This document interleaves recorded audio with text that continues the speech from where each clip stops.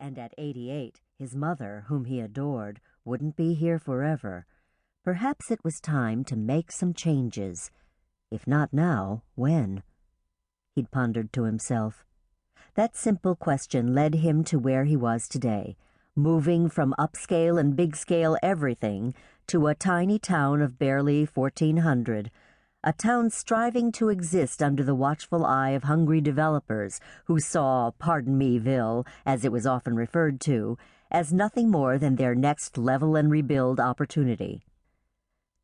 Jacob rubbed his eyelids with the heels of his hands while rehashing a question he'd asked his mom during his last trip. When should he change the sign on what was now his office entry door? "You'll know when it's time, son," she'd said. "For now, the words Rick Lawson, attorney at law, still serve as a sort of memorial marker for everyone who circles the square. Just trust God and your gut." She always made things like that sound so easy. Right. Jacob pictured the worn Rick Lawson, attorney at law lettering on the dirty glass window set in the shabby street-level door. The door didn't even open straight into the offices. Rather, it served as the gateway leading to a rickety stairwell up to his new second-floor, two-room professional digs. Quite the come-down from his executive everything suite of offices he'd soon leave behind. Jacob decided that as soon as Helen, who would stay on as his secretary, could emotionally handle it, he'd replace the entire door with something more sophisticated, like solid oak with brass fixtures and an engraved plaque bearing his name. One more thing to add to his to-do list. Too bad, he thought, a tired chuckle rising in his throat, that he hadn't put "check your sanity" on that list before making this remarkable and surprising even unto himself decision to uproot his life. He shook his head and flopped back on the bed. Clasping his hands behind his neck, he stared at the ceiling light fixture, the one with the rheostat, the one with the hint of pink frosted decorative globe his interior designer had insisted would help calm and soothe him for a good night's sleep.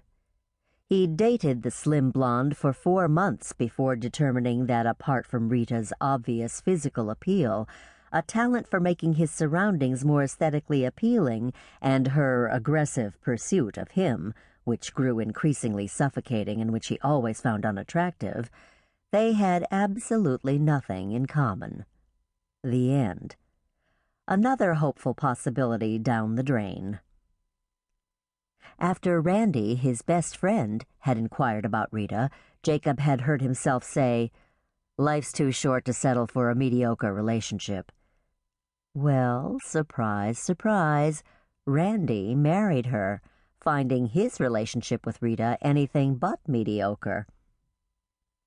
After Rita and Randy first paired up, the three of them found their get-togethers a bit awkward. But the past was soon forgotten and the friendship between all of them survived. Thrived, even. For Jacob, Rita was more likable as a friend after she belonged to someone else.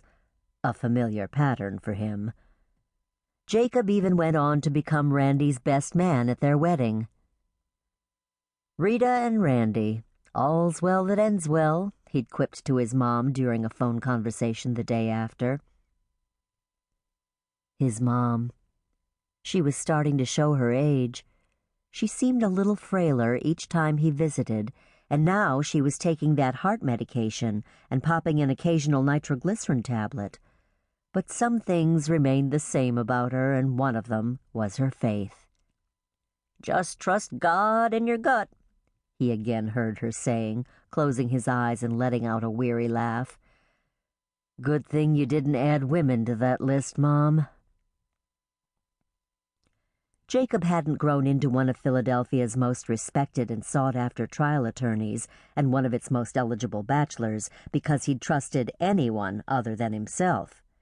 A relentless researcher, splendid orator, and fierce competitor, throughout his career he'd learned to choose cases and clients wisely, work long, hard hours, and receive handsome pay for his services. God and his gut? Nah, he trusted cold, hard facts.